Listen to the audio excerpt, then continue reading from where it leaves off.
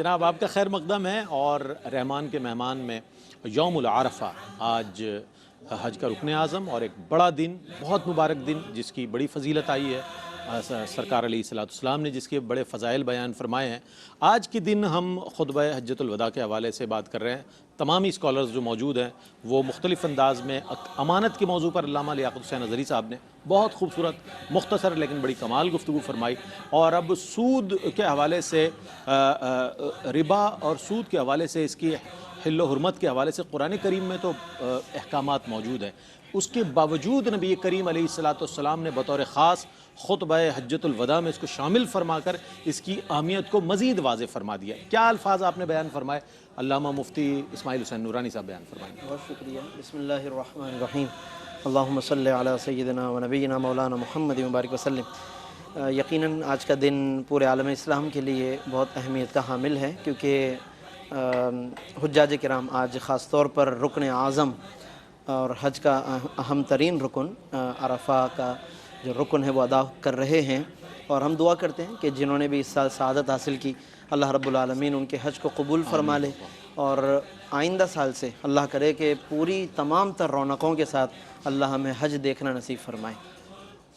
یہ جو خطبہ حج ہوتا ہے یہ دراصل اسی خطبہ مسنون کا ایک تسلسل ہے جو نبی کریم صلی اللہ علیہ وسلم نے حجۃ الوداع کے موقع پر آپ صلی اللہ علیہ وسلم نے پہلی مرتبہ اتنے بڑے پیمانے پر ایک خطبہ ارشاد فرمایا، اور پورا ایک منشور حیات آپ صلی اللہ علیہ وسلم نے اس میں عطا فرمایا۔ اسی کا پھر یہ تسلسل ہے کہ جو ہر سال 9 ذی الحج کے موقع پر میدان عرفات سے خطبہ دیا جاتا ہے، اور اس کے اندر مختلف نکات بیان کیے جاتے ہیں، عقائد کے حوالے سے بھی، عبادات کے حوالے سے بھی، معمولات و معاملات کے حوالے سے اور معاشرت کے حوالے سے بھی۔ چنانچہ آقائد جہاں صلی اللہ علیہ وسلم کے اس خطبہ حجۃ الوداع کی بھی اگر ہم بات کریں تو اس کے اندر بھی اسی طریقے سے کلاسیفیکیشن کی گئی ہے کہ ایک طرف اس خطبے کا ایک حصہ تو وہ ہے کہ جس میں آپ صلی اللہ علیہ وسلم نے عقائد کی اصلاح فرمائی ہے، توحید کا درس دیا ہے، اور بھی بہت سی عقیدے کے حوالے سے رہنمائی فرمائی۔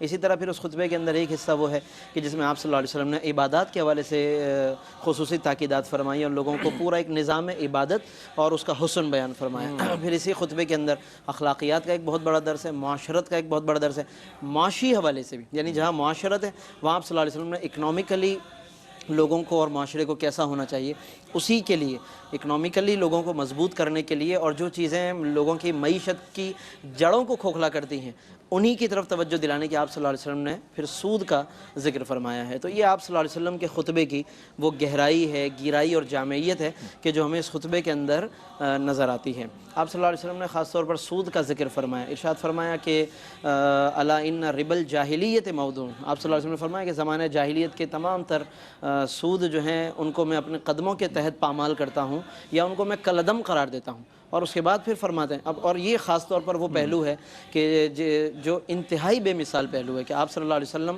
ان تمام کاموں کا آغاز اپنی ذات سے یا اپنے خاندان سے آپ اس کا آغاز فرما رہے ہیں کہ آپ صلی اللہ علیہ وسلم نے فرمایا کہ وَإِنَّ أَوَّلَ رِبًا، کہ سب سے پہلا جو سود جس کو میں آج پامال کر رہا ہوں اور جس کو میں کالعدم قرار دیتا ہوں، فرمایا کہ ربا عباس ابن عبد المطلب فَإِنَّهُ كُلُّهُ مَوْضُوعٌ۔ فرمایا کہ وہ حضرت عباس بن عبد المطلب جو کہ حضور علیہ السلام کے چچا ہیں، فرمایا گھر سے آغاز کیا، بالکل، فرمایا کہ میں اس سود کو، کیونکہ حضرت عباس بن عبد المطلب کا ایک پرانا طریقہ تھا کہ وہ کاروباری اعتبار سے لوگوں کو فیسیلیٹیٹ کرتے تھے، اور اس زمانے کا جو ایک تسلسل تھا کہ سودی قرضے دیے جاتے تھے، حضرت عباس نے اس طرح بہت سے لوگوں کو قرض دیا ہوا تھا، اس حکم سے پہلے قرضہ دیا ہوا تھا کہ جس کے نتیجے میں انہیں الٹیمیٹلی سود ملنا تھا۔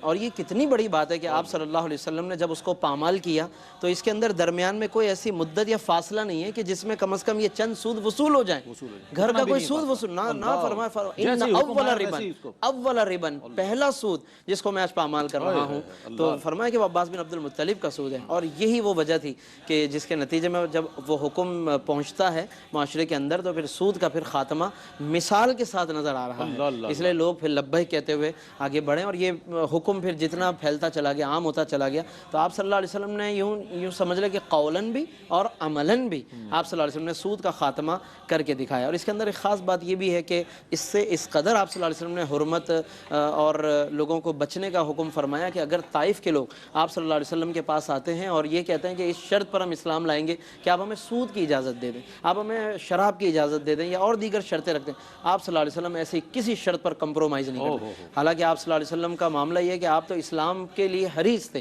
حریص علیکم، لوگوں کو اسلام لے کر آئیں، لعلک باخع نفسک علی آثارہم، اے محبوب ایسا معلوم ہوتا ہے کہ آپ جان چھڑک دیں گے ان کے پیچھے کہ یہ لوگ اسلام لے آئیں۔ لیکن یہاں پر آ کر آپ صلی اللہ علیہ وسلم جب دیکھا کہ سود کا معاملہ، یہ شرط یہ لگا رہے ہیں کہ ہم سود نہیں چھوڑیں گے، فرمایا نہیں، ایسا اسلام نہیں چاہیے، تو سود آپ نے چھڑوایا ہے، اور خود بھی آپ نے حجۃ الوداع کے موقع پر اس کا اعلان فرمایا۔ بہت عمدہ، سود کے حوالے سے بہت عمدہ انداز میں مفتی صاحب نے بیان فرمایا، جو سرکار علیہ السلام نے بھی ارشاد فرمایا، جس کے حرمت کے حوالے سے اور قرآن میں بھی موجود ہے۔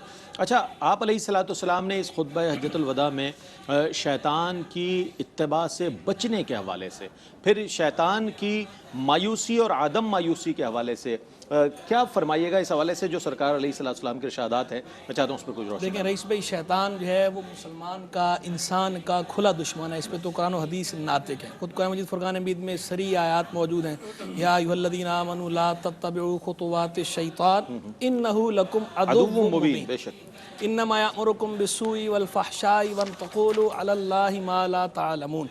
اب شیطان کا کھلا دشمن ہونا یہ قرآن میں بھی بیان ہوا، حدیث میں بھی بیان ہوا۔ دیکھیں، جب کوئی بندہ وصیت کرتا ہے اپنی اولاد کو تو اسے بطور خاص تلقین کرتا ہے کہ بیٹا وہ دشمن ہے، ان دشمنوں سے بچ کے رہنا اور ہمیشہ آپس میں متحد رہنا۔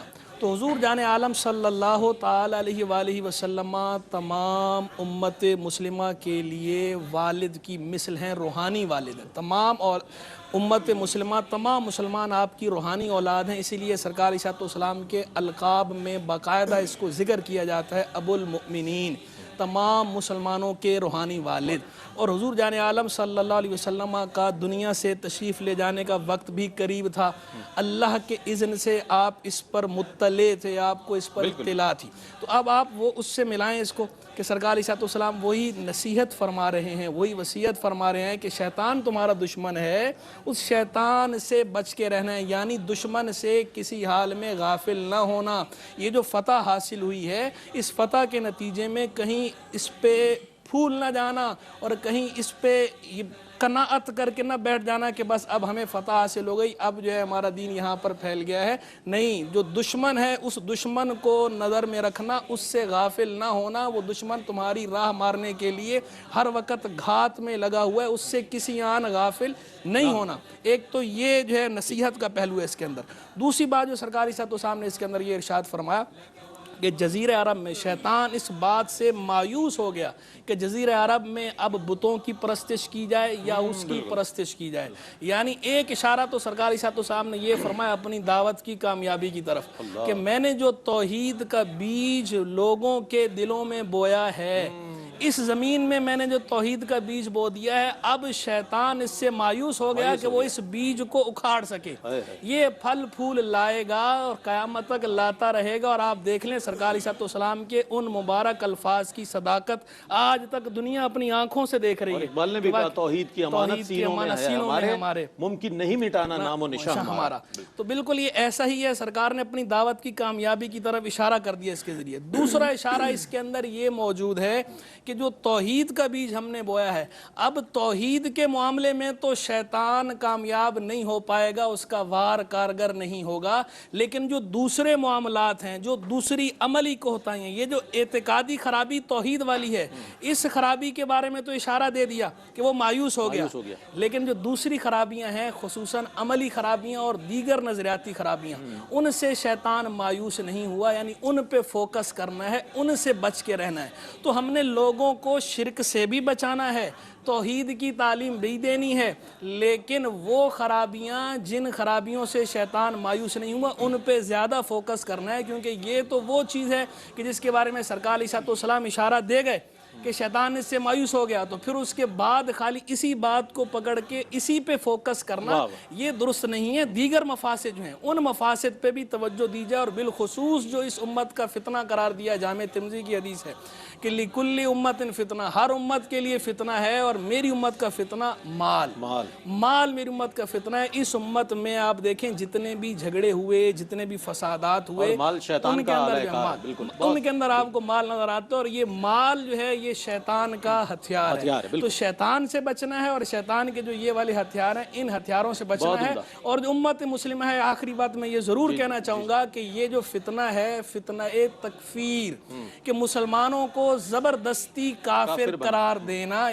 امت کا دائرہ وسیع ہے. زبردستی کفر کے فتوے لگانا, شرک کے فتوے لگانا, یہ خطبہ حجۃ الوداع کی اس تعلیم کے منافی ہے. تو مسلمانوں کے دائرے کے اندر کثرت تکثیر ہے. لیکن ہاں یہ بات بھی اپنی جگہ پر ضرور ہے کہ بعض لوگ جو یہ کہتے ہیں کہ اگر کوئی بھی کفر کر دے پھر بھی کہتے ہیں نہیں اسلام کا دائرہ جو ہے نا وہ بڑا ہے, اگر کوئی واقعتاً کفر کرے گا اس کا حکم اس پہ لگایا جائے گا, لیکن زبردستی کھینچ تان کے شرک کے اور کفر کے اور بدعت کے فتوے نہیں لگانے چاہیے. ایک عصری بہت بڑا ایک عصری مسئلہ جس کی طرف آپ نے توجہ مبذول فرمائی. اچھا, اسلام سے پہلے یہ تھا کہ لڑکی کی پیدائش پر بڑی عار سمجھا جاتا تھا, اس کو خفت محسوس کی جاتی تھی, زندہ درگور کر دیا جاتا تھا. لیکن نبی مکرم علیہ السلام کی کیا شان ہے, اور شریعت محمدی صلی اللہ علیہ وآلہ وسلم کے تحت جو عورت کو مقام اور مرتبہ حاصل ہوا, اس کے حوالے سے سرکار علیہ السلام نے اس خطبے میں بھی خاص طور پر خواتین کے لیے جو احکامات فرمائے اور وصیت فرمائی. میں چاہوں گا اس پر, چونکہ آج مختلف فورمز پہ ہم دیکھتے ہیں کہ آواز بلند کی جاتی ہے خواتین کے حقوق کے حوالے سے, تو یہ جو سرکار نے پہلے ہی اس بات کا حکم فرما دیا, کیا فرمائیں گے اس حوالے؟ بسم اللہ الرحمن الرحیم. جی یقیناً جیسے آپ نے مثال ذکر کی زندہ درگور کرنے کے حوالے سے یا بیوہ کے ہم حقوق کے حوالے سے, اس معاشرے میں زمانہ جاہلیت میں ہم دیکھتے ہیں, یا دیگر چیزوں کو جب ہم جمع کرتے ہیں نا تو اس کا ایک خلاصہ ہمارے سامنے یہ آتا ہے کہ اس زمانے میں عورت کو اس حیثیت سے کہ وہ عورت ہے حقیر سمجھا جاتا تھا. حضور علیہ السلام نے اس کی حیثیت کو بلند بھی کیا, حضور علیہ السلام نے اس کی حیثیت کو محفوظ بھی کیا کہ جیسے خدا کی ایک تخلیق مرد ہے ویسے ہی یہ خدا کی تخلیق ایک عورت ہے. بحیثیت عورت کے تم اسے حقیر سمجھ رہے ہو, اور خدا کی تخلیق کو آپ صلی اللہ علیہ وسلم نے خطبہ حجۃ الوداع میں فرمایا میں ان کے بارے میں وصیت کرتا ہوں.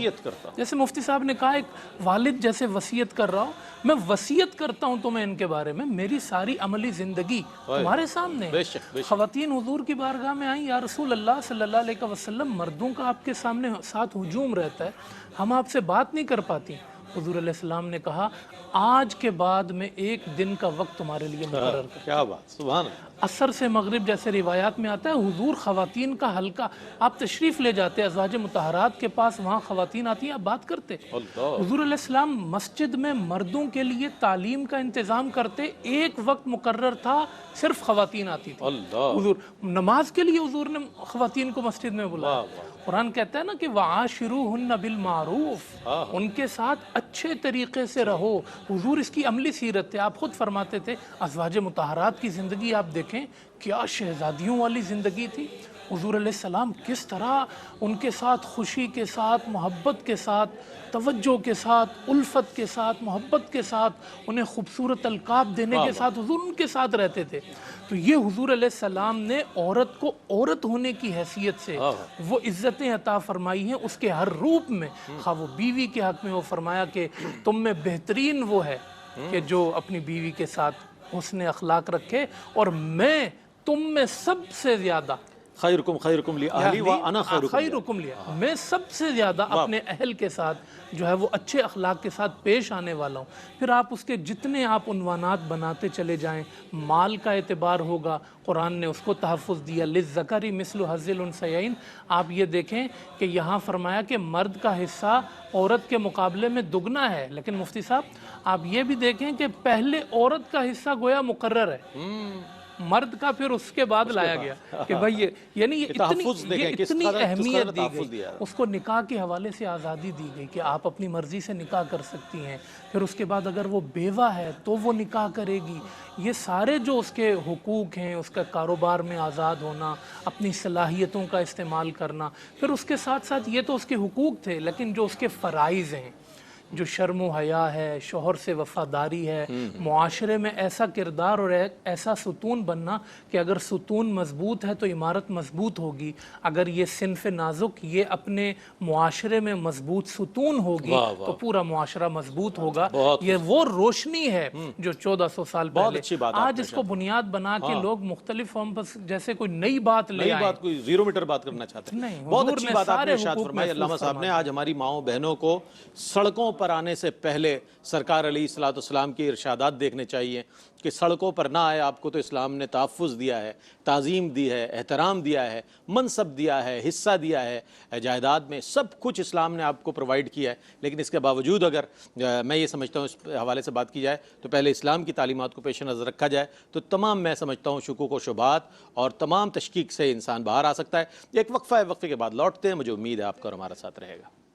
ناظرین آپ کا خیر مقدم ہے۔ آج یوم العرفہ کے حوالے سے اس ٹرانسمیشن کا یہ آخری حصہ جس میں ہم موجود ہیں، انشاءاللہ علامہ لیاقت حسین اظہری صاحب آخر میں دعا بھی فرمائیں گے اور ایک ہمارا سوال ہے وہ بھی انشاءاللہ آپ کی خدمت میں پیش کروں گا، اور آپ ہی کے حکم پر چند اشعار میں نعت رسول مقبول صلی اللہ علیہ وآلہ وسلم کے پیش کرنے کی سعادت حاصل کر رہا ہوں۔ چونکہ گفتگو ہوئی اور ذکر ہے مدینے کا تو اس حوالے سے، اور اس وقت تو زائرین جو میدان عرفات میں موجود ہیں ظاہر ہے لبیک اللہم لبیک کی صدائیں بلند کر رہے ہیں، تو علامہ صاحب نے فرمایا کہ وہ کلام جو پیش کیا جاتا ہے وہ ضرور پیش کریں۔ آئیے درود پیش کرتے ہیں۔ اللہم صلی علی سیدنا و مولانا محمد و علی آل سیدنا و مولانا محمد و بارک وسلم وصلوا علیہ۔ زہ مقدر حضور حق سے سلام آیا، پیام آیا، جھکاؤ نظریں، بچھاؤ پلکیں،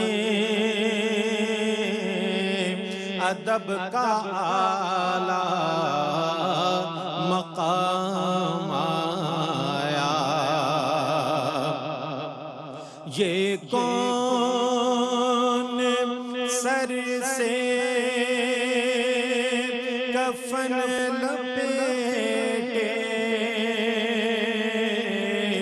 چلا ہے الفت کے راستے پر، فرشتے حیرت سے تک رہے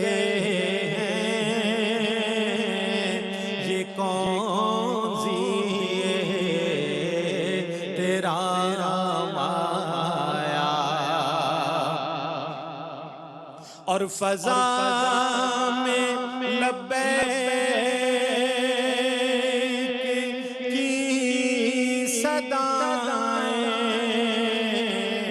ز فرش تارش گونجتی ہیں، ہر ایک قربان ہو رہا پہ یہ کس کا نام آیا۔ زہ مقدر حضور حق سے سلام آیا، پیام آیا۔ اور میں اس وقت ٹیلی فون لائن پر موجود ایک بڑی اہم شخصیت ان سے بھی بات کرتا، لیکن سوال جو ہے انتہائی اہم میرے پاس موجود ہے اور علامہ لیاقت حسین اظہری صاحب کی خدمت میں پیش کروں گا کہ آپ صلی اللہ علیہ وآلہ وسلم نے خطبہ حجۃ الوداع میں یہ فرمایا کہ میں تمہارے درمیان دو چیزیں چھوڑے جا رہا ہوں۔ اب ان دو چیزوں کے حوالے سے وہ کون سی چیز ہے جس کی طرف سرکار علیہ السلام نے اشارہ فرمایا جس سے آج امت جو ہے میں سمجھتا ہوں دور نظر آ رہی ہے؟ دیکھیں، خطبہ حجۃ الوداع کے حوالے سے علماء کرام نے بہت خوبصورت گفتگو کی اور بہت خوبصورت خطبہ ہے یہ، قیامت تک کے مسلمانوں کے لیے ایک روشنی ہے اور مینار نور ہے۔ اس میں آپ دیکھیں جیسے مفتی صاحب نے سود کا ذکر فرمایا تو سب سے پہلے آپ نے اپنے خاندان کے ان سودوں کو ختم کیا۔ قتل کا ذکر کیا گیا تو فرمایا ہمارے خاندان کے اندر جو قتل ہوا اور قتل کے بدلے میں جو قتل کی ریت ہے سب سے پہلے میں اس کو ختم کرتا ہوں اور اپنے خاندان کے اس چیزوں کو، زمانہ جاہلیت کی تمام عصبیت کو اپنے پاؤں کے تلے روند کے گئے۔ لا فضل لعربی علی عجمی ولا لعجمی علی عربی الا بالتقوی، بنیاد پر۔ اس میں بڑی خوبصورت بات خاص طور پر یہ ہے کہ دیکھیں دنیا کی قوانین بنتے ہیں، دنیا کا قانون بنتا ہے، دنیا کا ضابطہ بنتا ہے، پہلے ضوابط بنتے ہیں، قوانین بنتے ہیں، اور اس کے بعد اس پر عمل کیا جاتا ہے۔ آقا دو جہاں صلی اللہ علیہ وسلم کا یہ خطبہ مبارک زندگی کے بالکل آخری حصہ ہے۔ حضور نے اپنی زندگی ساری گزاری کر کے دکھایا، اس کے بعد قانون دیا، سبحان اللہ، کہ یہ میری زندگی ہے لعمرک، اے حبیب آپ کی زندگی کی قسم ہے، یہ میری مثال ساری دیا، زندگی سبحان ہے، اللہ، سبحان اللہ۔ میں نے تمہارے درمیان گزاری ہے اور آج میں تمہیں سارے قوانین دے کے جا رہا ہوں۔ ہمارے ہاں تو قانون بنتے بنتے بلکہ زندگیاں ختم ہو جاتی ہیں، حضور نے عملی قانون بھی دے دیا اور پھر ایک چارٹر ہمارے سامنے دے دیا۔ یہاں سے جب تشریف لے گئے تو غدیر خم کے موقع پر نبی صلی اللہ علیہ وسلم نے یہ جو الفاظ ہیں اس خطبے کے ارشاد فرمایا کہ انا تارک فیکم الثقلین انی ترکت فیکم الثقلین اولہما کتاب اللہ فیہ الہدی والنور وسنتی، اور دوسری روایت کے اندر وَأَهْلُ بَيْتِي وَعِتْرَتِي فرمایا۔ سبحان اللہ، سبحان نبی کریم صلی اللہ علیہ وسلم نے فرمایا کہ اے لوگوں سنو، توجہ کرو، میں تمہارے درمیان دو ثقیل اور بھاری چیزیں چھوڑ کے جا رہا ہوں، ایک قرآن چھوڑ کے جا رہا ہوں اور ایک اپنی سنت چھوڑ کے جا رہا ہوں، اور دوسری روایت کے اندر فرمایا کہ میں اپنی عطرت اور اپنے اہل بیت کو چھوڑ کے جا رہا ہوں۔ دیکھیں بنیاد یہ ہے، اب جتنی بھی ہماری فقہ ہیں، چاروں کے چاروں ائمہ کرام ہیں، ان کا جو استشہاد ہے، استنباط ہے، ان کے جو ماخذ ہیں وہ سارے کے سارے قرآن اور حدیث ہیں۔ اسی لیے ہم کہتے ہیں چاروں کے چاروں ائمہ کرام برحق ہیں، اور یہ امت کو پیغام ہے۔ آج لگتا ہے کہ دائیں بائیں ہم بہت زیادہ چلے گئے، اسی لیے حضور نے فرمایا تھا کہ اس کو مضبوطی سے تھام کے رکھنا۔ کیا اچھی بات، اگر مضبوطی سے تھام کے رکھو گے تو لن تدلوا، تم کبھی بھی گمراہ نہیں ہوگے۔ ادھر ادھر کی بات نہ کر، ہمارے چاہے جمعے کے خطبات ہوں، ہمارے میلاد النبی کے خطبات ہوں، ہمارے 11ویں کے خطبات ہوں، 12ویں کے خطبات ہوں، میں سمجھتا ہوں کہ ہمیں پکڑ کے رکھنا چاہیے قرآن اور حدیث کو۔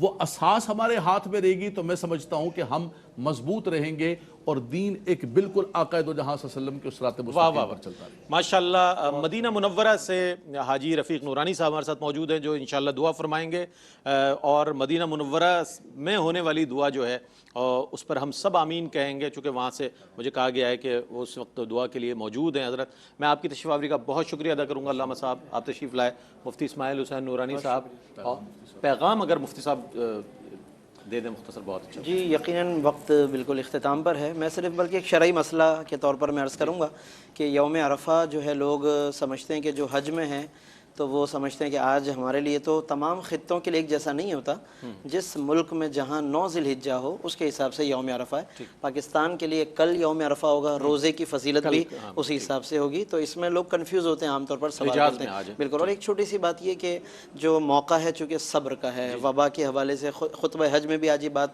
ہائی لائٹ کی گئی، تو لوگ صبر کا دامن خاص طور پہ تھامیں، مشکلات آتے جاتے رہتی ہیں۔ آج اس طرح کا حج دیکھ رہے ہیں، امید ہے انشاءاللہ اللہ آئندہ سال اس سے بھی پوری بھرپور رونق کے ساتھ ہمیں حج دیکھنا نصیب فرمائے۔ بہت شکریہ ادا کروں گا مفتی صاحب، علامہ صاحب آپ کی تشریف آوری کا بہت مختصر وقت میں بہت جامع کلام اور بڑے، میں سمجھتا ہوں کہ بڑی مفید معلومات آپ تک اپنے وقی مطالعے کی روشنی میں علماء حضرات بیان فرماتے ہیں، اور الحمدللہ آج بھی وہی سلسلہ رہا۔ اللہ تعالیٰ ARY QTV کے اس اہتمام کو قبول فرمائے اور ARY فیملی پر اور پوری ٹیم پر اپنی رحمتوں اور برکتوں کا نزول فرمائے۔ آئندہ سال جو ہے اللہ تعالیٰ ہم سب کو حج بیت اللہ کی سعادت عطا فرمائے۔ کووڈ کے سبب بہت سے لوگ نہیں جا سکے، یقیناً ان کی دعائیں بھی شامل حال ہیں۔ میں گولڑا شریف سے بھی ہم تعزیت کریں گے۔ آج چھوٹے لالا جی کا انتقال ہوا، ان کے وصال کے حوالے سے آج شاہ عبدالحق گیلانی رحمۃ اللہ تعالی علیہ آج وصال فرما گئے، ان کے لیے ہم تعزیت کرتے ہیں ARY فیملی کی جانب سے، خصوصاً حاجی عبدالرؤف صاحب کی جانب سے، تمام ہی سجادگان سے، گولڑا شریف کے جتنے سجادگان ہیں ان سے تعزیت کرتے ہیں، ARY فیملی کی جانب سے، ARY کی ٹیم کی جانب سے۔ جناب دعا کی جانب بڑھتے ہیں، اور ممتاز و معروف شخصیت حاجی رفیق نورانی صاحب اس وقت مدینہ النبی صلی اللہ علیہ وآلہ وسلم میں موجود ہیں اور آپ کے اور ہم سب کے لیے دعا کر رہے ہیں۔ آئیے ہم سب مل کر دعا میں شامل ہوتے ہیں، اور اس کے ساتھ ہی اپنے میزبان محمد رئیس احمد کو اجازت دیجیے، دعاؤں پر آمین کہیے۔ الحمدللہ رب العالمین والصلاة والسلام علی اشرف الانبیاء والسید المرسلین نبینا وحبیبنا وشفیعنا ومولانا محمد وعلى آلہ وازواجہ واصحابہ اجمعین۔ اللہم انک عفو کریم تحب العفو فاعف عنا یا کریم۔ ربنا تقبل منا انک انت السمیع العلیم آمين. واتب علينا يا مولانا إنك أنت التواب الرحيم. تقبل منا كفر عنا سيئاتنا وخطيئاتنا آمين. يا مولانا يا أرحم الراحمين. إلهي نجنا من كل هم وغم بجاه المصطفى ومولى الجميع. آمين. هب لنا في مدينته قرار بإيمان ودفن بالباقي. آمين. يا رب بالمصطفى بلغ مقاصدنا واغفر لنا ما دعا يا واسع الكرم. آمين. الہ قادر ملک بادشاہ بے نیاز رحمت والے آقا یا ارحم الراحمین یا اللہ. گناہگار ہیں، سیاہکار ہیں، خطا کار ہیں. رسول اللہ صلی اللہ علیہ وسلم کے پیارے گیسوؤں کا صدقہ گناہوں کو معاف فرما دیجئے، آمین. سیاہکاریوں کو دھو دیجئے، خطاؤں کو بخش دیجئے. آمین. خالی جھولیاں خالی ہاتھ پھیلائے ہوئے ہیں. یوم عرفہ ہے، یوم حج ہے. اے اللہ دعائیں قبول ہو رہی ہیں. اے اللہ ان خالی جھولیوں اور خالی ہاتھوں کو اپنی رحمتوں اور برکتوں سے بھرپور فرما دیجیے. آمین. اللہم حاضرین کے جو نیک خواہشات ہیں علام الغیوب یا اللہ آپ کو معلوم ہے حاضرین کی کیا خواہشات ہیں. سب کی خواہشات کو پوری فرما دیجئے، سب کی مرادوں کو قبول فرما دیجئے. حاجیوں کے حج کو قبول فرما لیجئے اور ان حاجیوں میں جن کی حج قبول ہو رہی ہے اے اللہ ہم سب کو بھی اس میں شامل فرما لیجئے. کسی بنا پہ حاجی جو جانا چاہ رہے تھے حج کے لیے وہ جا نہیں سکتے، وہ نہ جا سکے، اللہ اگلے سال ان کو حج پہ بلا لیجئے. اللہ ہم سب کو حج نصیب فرما دیجئے. دربار رسول صلی اللہ علیہ وسلم میں سب کو بلا دیجئے. روز رسول صلی اللہ علیہ وسلم کی زیارت عطا فرما دیجئے. مسجد نبی صلی اللہ علیہ وسلم کی زیارت عطا فرما دیجئے. حرمین شریفین کی خیر ہو. اللہ یہاں کے رہنے والوں کی خیر ہو. ملک عزیز پاکستان کی خیر ہو. جن لوگوں نے دعاؤں کے لیے ہاتھ اٹھایا ہے اے اللہ سب کی دعاؤں کو قبول فرما لیجیے. سب کی حاجات کو قبول فرما لیجیے. دعائیں قبول ہو رہی ہیں رب کریم ان دعاؤں میں ہمیں بھی شامل عطا فرما دیجیے. اللہ تعالی ہمیں مقبولین میں شامل فرما دیجیے. صدیقین شہداء صالحین میں شامل فرما لیجیے. اللہ جو مانگ سکیں وہ بھی عطا فرما دیجیے، جو نہ مانگ سکیں وہ بھی عطا فرما دیجیے. اللہ دین و دنیا کی ہم سب کے لیے بہتری عطا فرما دیجیے. وصلی اللہ تعالی علی خیر خلقہ سیدنا و نبینا و حبیبنا و مولانا محمد وعلى آله وأزواجه وصحبه أجمعين برحمتك يا أرحم الراحمين. بسم اللہ بابنا بسم اللہ بابنا تبارک حیثاننا یاسین سقفنا کاف ہا یا عین صاد کفایتنا حمیم عین سین خاف حمایتنا فسيكفيكهم الله وهو السميع العليم. ستر العرش مسبول علينا وعين الله ناظرة إلينا بحول الله لا يقدر علينا والله من ورائهم محيط بل هو قرآن مجيد في لوح محفوظ. یا مالک و مولا اس مبارک دن کے صدقے عالم اسلام کے مسلمانوں کی مشکلات کو دور فرما دے. عالم اسلام کے مسلمانوں کی حفاظت فرما. ہمارے بیماروں کو صحت عطا فرما.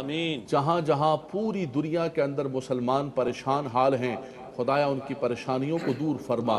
سب کی جان مال عزت و آبرو کی حفاظت فرما. کہ گرد من گرد خانائے من گرد خانائے من گرد زنوں فرزندان من گرد مالو دوستان من تو حصار حفاظت مشوی تو نگہدار باشی. فاللہ خیر حافظ وہو ارحم الراحمین برحمتک یا ارحم الراحمین.